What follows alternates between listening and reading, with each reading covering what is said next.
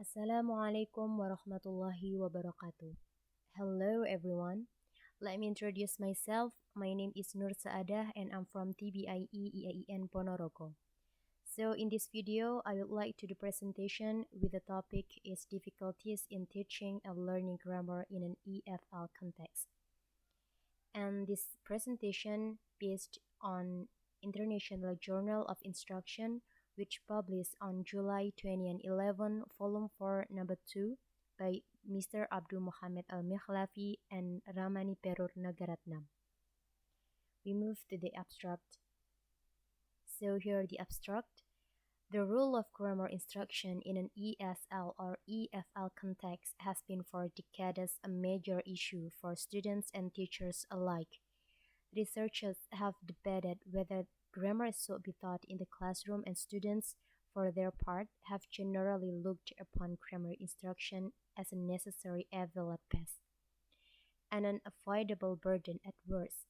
The paper reports a study undertaken to investigate the difficulties teachers face in teaching grammar to EFL students, as well as those faced by students in learning it. In the teacher's perception, the study aimed to find out whether there are significant differences in teachers' perceptions of difficulties in relation to their gender, qualification, teaching experience, and the level they teach in the school, thus providing insights into their own and their students' difficulties. Mean scores and t-tests were used to interpret the data. The main findings are reported with the implications. So here the next explanation is about introduction. The English teacher is often portrayed as an unattractive grammar mocker whose only pleasure in life is to find out the faults of others. By Baron, 1982, page 226. Previous studies on students' and teachers' attitudes and perceptions of grammar instruction in the context of language teaching and learning suggest a disparity between students and teachers. While students favor formal and explicit grammar instruction and error correction, teachers favor communicative activities with less conscious focus on grammar. Attitudes towards grammar instruction. In teaching grammar, there are three areas have to be considered. There are about grammar as a rules, grammar as a form, and grammar as a research. According to Morley, 2003, students perceived themselves as having a better attitude towards grammar instruction in context, while performing slightly better after having experienced the traditional grammar instruction. Alkilik and Aka, 2008, reported generally a positive attitudes of students studying English grammar at a private primary EFL classroom towards studying grammar. So the next is purpose. The study reported here aims to investigate the difficulties of a cross-section of school EFL teachers in Oman as well as their perceptions of their students' difficulties with regard to grammar instruction. And method. Research design.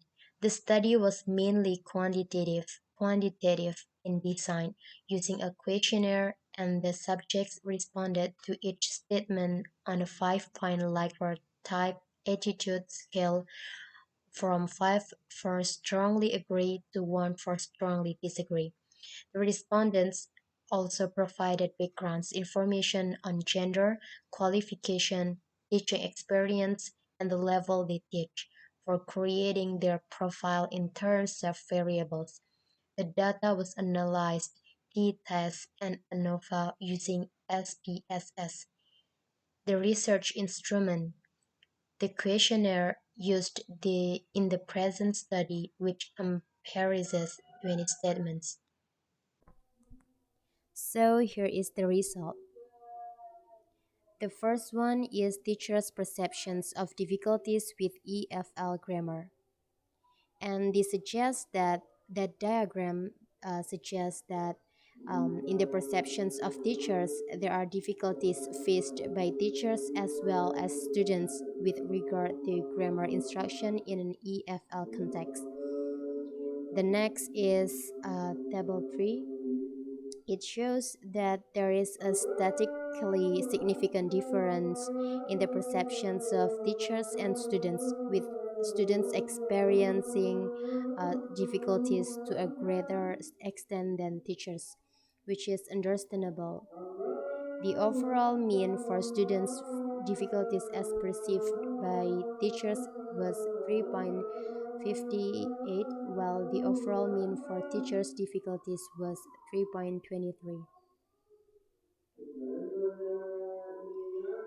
Next is teachers' perceptions of difficulties with EFL grammar according to gender.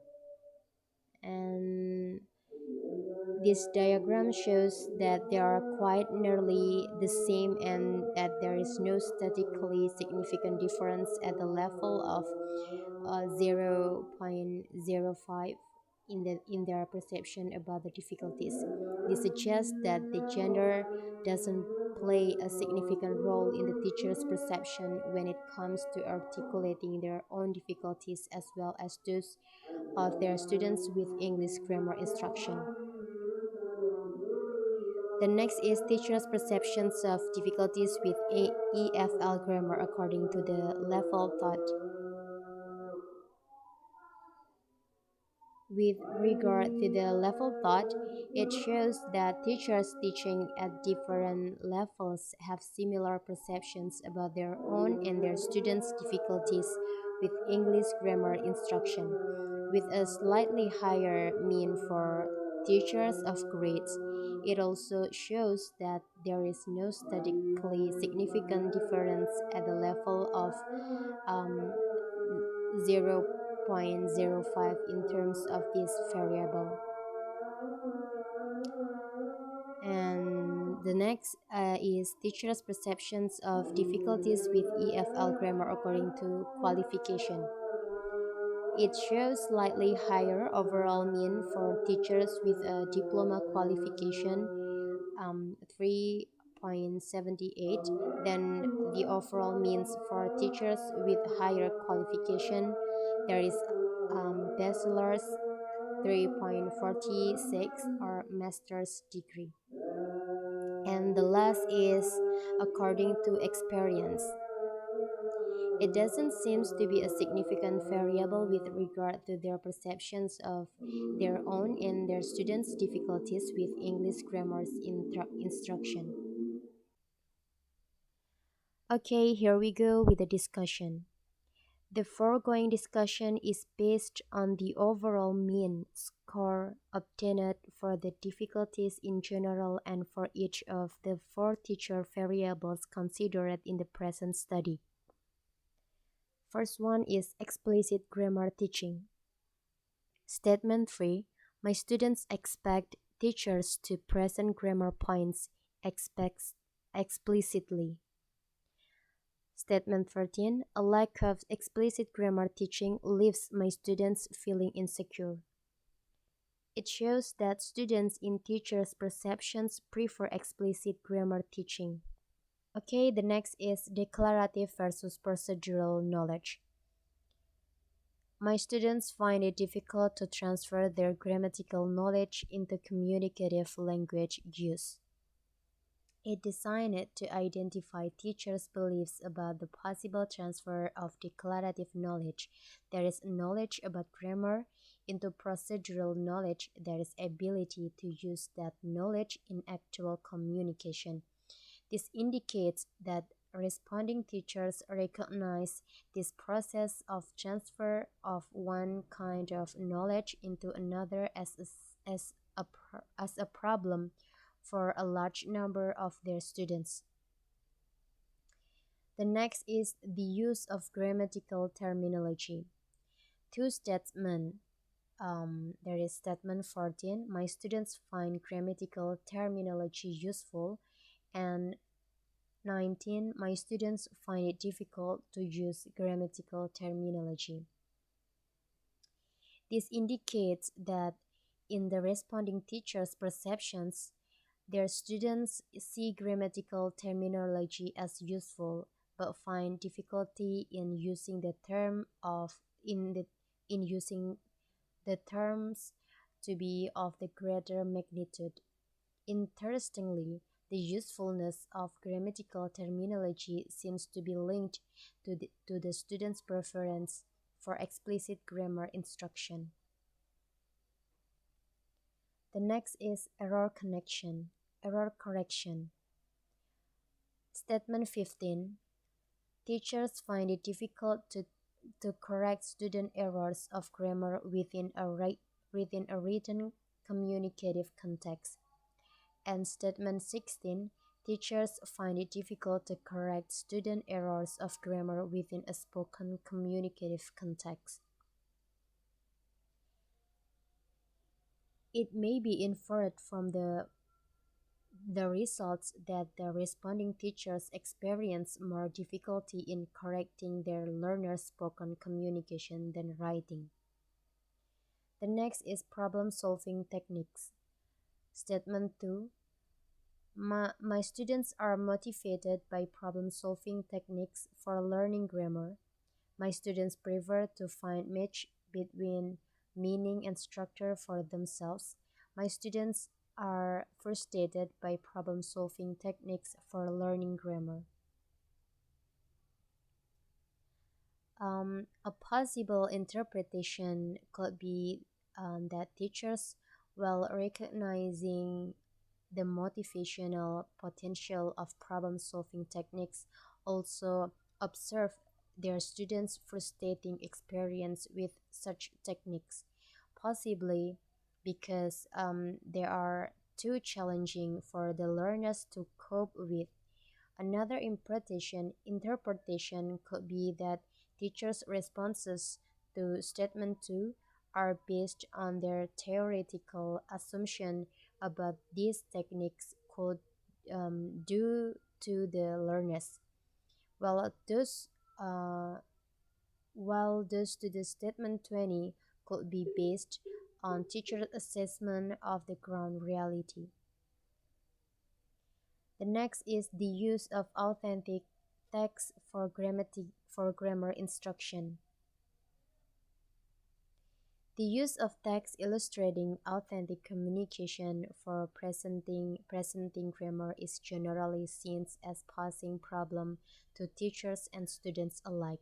Students' problem with their use arise from difficulties variety of structures on statement 7, culture on statement 8, vocabulary on statement 9, and implicit form function match on statement 10, besides an overall difficulty in handling grammar presented with authentic text in statement 6, and teachers' difficulty with authentic text include those arising from the amount of time needed for using them in statement 11 and producing suitable text from such text in statement 12.